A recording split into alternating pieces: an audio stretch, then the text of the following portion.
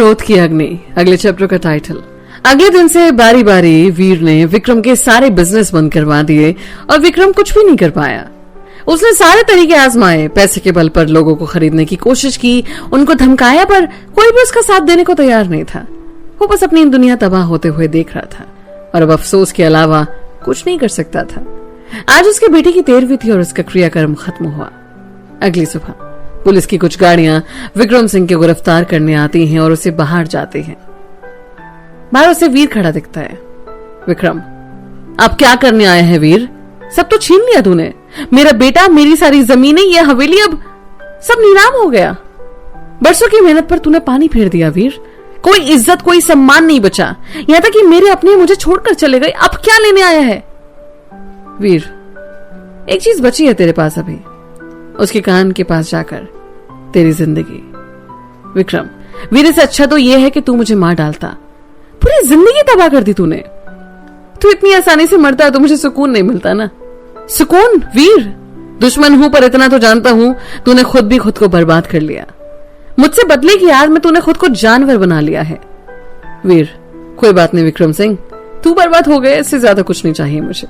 अब तुझे भी तेरी जिंदगी से आजाद कर दूंगा। वीर विक्रम के पास जाकर उसके गले लगता है। उसी वक्त उसे अपने गर्दन पर कुछ चुभने जैसा एहसास होता है। वीर, गुड बाय विक्रम सिंह। विक्रम को पुलिस वहां से गाड़ी में बिठा कर ले जाते हैं। वीर भी चेहरे पर कुटिल मुस्कान लेकर वहां से बार में चला जाता है और वहां बैठकर शराब पीने लगता है। पुलिस की गाड़ी में विक्रम पुलिस वालों से, मेरी तबीयत खराब लग रही है, प्लीज मुझे हॉस्पिटल ले चलिए। पुलिस वाला, तू जैसे को अच्छी तरह जानता हूं, सारा जेल जाने के नाम पर तबीयत खराब हो जाती है, चुपचाप बैठ रहे। वहीं विक्रम के सीने में दर्द उठता है और वो तड़पता हुआ बेहोश हो जाता है। पुलिस वाले उसे लेकर हॉस्पिटल जाते हैं, जहां पर डॉक्टर उसे मृत घोषित कर देते हैं। अगले दिन सुबह अखबार में विक्रम सिंह की हार्ट अटैक से मौत। वीर उस पूरे दिन घर के अंदर ही बैठा खुशी में शराब पीता है और फिर अगले दिन सुबह की फ्लाइट की टिकट दिल्ली की बुक करा लेता है। शाम के वक्त वीर बाहर आता है और बड़े पापा से बोला, बड़े पापा, आज रात हम निकल जाएंगे, कल सुबह की फ्लाइट है। बस आपसे गुजारिश है, अगर आप हमें अपना मानते हैं तो अगली बार हमें कोई भी दिक्कत होने पर बताएंगे। यही बात वो अपने चाचू से भी कहता है। दोनों ठीक है बोलते हैं और वीर वहां से चला जाता है। रात के वक्त वीर खाने की टेबल पर बिना किसी बुलाए आता है। बड़े पापा, कब निकलेंगे आप? वीर, 10 बजे बड़े पापा। बड़े पापा, ठीक है वीर। साक्षी और प्रीति हैरान हो जाते हैं पर वो कुछ बोलते नहीं। वीर भी खाना खत्म करके अपने कमरे में जाता है, कुछ सामान पैक करता है। उसी वक्त साक्षी और प्रीति वहां पर आते हैं। दोनों बात करने की कोशिश करते हैं पर वीर वहां से जाने लगता है, पर साक्षी सामने आ जाती है। सॉरी भैया, माफ कर दीजिए ना। प्रीति, वीर प्लीज, हमें अंदाजा भी नहीं था कि बात इतनी बिगड़ जाएगी। हम जानते हैं कि गलती बहुत बड़ी है, पर प्लीज माफ कर दीजिएगा ना। वीर, ठीक है, और वहां से साक्षी को साइड करके निकल जाता है। थोड़ी देर बाद वो वापस आता है पर दोनों वहीं बैठे होते हैं। वीर अपना सामान वहां से उठाता है और बाहर निकल जाता है। वो बड़े पापा, चाचू, बड़ी माँ के पांव छूता है, फिर प्रीति के पास जाता है और उनके पांव छूकर वहां से बिना बोले निकल जाता है। सब उदास थे पर साक्षी और प्रीति कुछ ज्यादा ही उदास थे। वीर वहां से निकलकर पैदल ही बस स्टेशन के लिए निकल जाता है। पिछले करीब 1 महीने में सब बदल चुका था। जब वो पिछली बार यहाँ से गया था तो इस उम्मीद में था कि नई दुनिया बसाएगा, पर अब सब बदल चुका था। वो सिगरेट जलाता है और यही सब सोचते हुए बस स्टैंड पहुंच जाता है। कुछ देर में बस भी निकल जाती है। वीर भी सो जाता है। सुबह बस रुकने के बाद कंडक्टर उसे उठाता है और कहता है कि वो पटना पहुंच गए हैं। वीर भी अपना बैग बाहर लेकर आता है और चाय सिगरेट पीकर एयरपोर्ट के लिए निकल जाता है। कुछ देर बाद ही वो दिल्ली में होता है। वहां से वो अपने घर पहुंच जाता है। रोहित भी कॉलेज के लिए निकलने वाला होता है। वीर को देखकर उसे गुस्सा भी आता है और खुशी भी होती है। वीर उसके गले मिलता है। वीर, कैसा है? रोहित, बड़ी जल्दी याद आ गई। और साले, कैसी हालत बना रखी है? वीर, रोहित, वीर क्या हालत बना रखी है? और मेरी नहीं, कम से कम श्रुति के बारे में तो सोच लेता भाई। वीर, हो गया तेरा या कुछ और बाकी है? रोहित, छोड़, तू जल्दी तैयार हो जा, कॉलेज चलते हैं। वीर, 10 मिनट दे, चलता हूं, वैसे भी बहुत टाइम हो गया है। वीर 15 मिनट में तैयार हो गया और दोनों अपनी अपनी बाइक लेकर निकल जाते हैं। रोहित और वीर दोनों ही श्रुति को पिक करने जाते हैं। श्रुति रोहित को देखकर गुस्से में लाल पीला हो जाती है। वो ये देखकर भी चौंक जाती है कि ये उसका वीर नहीं है। इसकी तो आंखों के नीचे काले धब्बे, चेहरा सूजा हुआ, बाल और दाढ़ी दोनों बड़ी हुई, पहले जैसे चेहरे पर ना खुशी और ना ही चमक। वो उससे कहना तो बहुत कुछ चाहती है, पर वो चुपचाप रोहित की बाइक पर बैठ जाती है। बहुत से सवाल पूछना चाहती है, पर बिना कुछ कहे रह जाती है।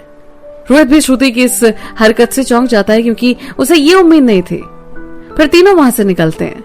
वीर के चेहरे पर अभी भी कोई शिकन नहीं थी। न जाने वो किस बात से नाराज था, ये किस बात का गम था। तीनों कॉलेज पहुंच जाते हैं। वीर भी पार्किंग से सीधे क्लासरूम की तरफ जाता है, जहां रास्ते में उसे राहुल मिलता है। राहुल कंधे पर हाथ रखकर, क्या बात है नवाब साहेब, आज बड़े उदास हो? वीर बिना कुछ बोले वहां से निकल जाता है। राहुल मन में, इसे क्या हुआ? वैसे तो ये लड़ने को तैयार रहता है, पर आज, यही सोचकर वो बाहर निकल जाता है।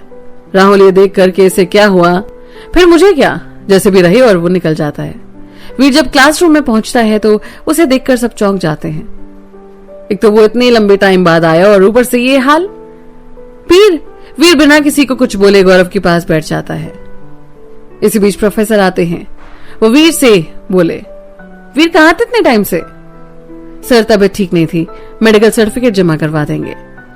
ओके, और अभी तक हम काफी कुछ कर चुके हैं, तो किसी से बात करके वो देख लेना। Okay sir. वीर बैठ जाता है और प्रोफेसर भी लेक्चर में बिजी हो जाते हैं। श्रुति बार बार वीर के बारे में सोच रही थी, इसे हुआ क्या है? तबीयत तो पक्का नहीं खराब थी इसकी, वरना इस बारे में पता होता। फिर इसे हुआ क्या? घर पर भी ना साक्षी ने कुछ कहा, ना प्रीति चाची ने, और नहीं रोहित को कुछ पता है। फिर बात क्या है? ऐसा क्या है जो सबसे छुपा रहा है वो? ब्रेक में गौरव वीर को लेकर कैंटीन चला जाता है, जहां पर बाकी सब भी बैठे थे। वीर भी उनके बीच बैठ जाता है। आंचल, क्या हुआ वीर? वीर, कुछ भी तो नहीं। कोमल, तो मेरे चेहरा? वीर, कुछ नहीं। रोहित तो यहीं पर बैठ, मैं आता हूँ थोड़ी देर में। रोहित, भाई कुछ खा ले। और कहाँ जा रहा है? भाई भूख नहीं है, सिगरेट पीने जा रहा हूँ। रोहित, चल मैं भी आता हूँ, और वो भी संग हो लेता है। श्रुति, एक रोहित मैं भी आती हूँ। रुक रोहित, मैं भी आती हूँ। और श्रुति गौरव और आंचल से कहकर कि तुम दोनों खाओ, हम आते हैं थोड़ी देर में। तीनों वहां से बाहर निकलकर एक दुकान पर आते हैं, जहां तीनों बैठकर सिगरेट पीने लगते हैं। रोहित, वीर क्या हुआ है तुझे? वीर, कुछ भी तो नहीं। रोहित, फिर ये हालत क्या बना रखी है तूने? अरे थोड़ी तबीयत खराब थी। रोहित, अबे साले, झूठ तो मत बोल।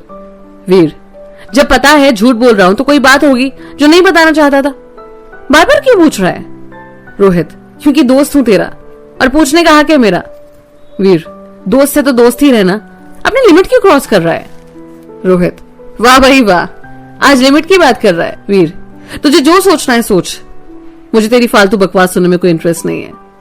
रोहित, वीर तो बदल गया है, तू तो वो वीर नहीं है जिसे हम जानते थे। वीर, अच्छी बात है, अब चले अंदर। रोहित, हाँ चल, अब वैसे भी कुछ कहने को बचा नहीं है। श्रुति चुपचाप सब बातें सुन रही थी, उसकी आंखें नम हो गई थी। तीनों वहां से कॉलेज की तरफ निकल जाते हैं। श्रुति पीछे थी। रोहित उससे बात करने लग जाता है और वीर बिना रुके आगे बढ़ जाता है। रोहित, श्रुति मत रो, सब ठीक हो जाएगा। पर श्रुति की आंखों से आंसू रुकने का नाम ही नहीं ले रहे थे। तीनों कॉलेज पहुंचते हैं और वीर अपने क्लास की तरफ चला आता है।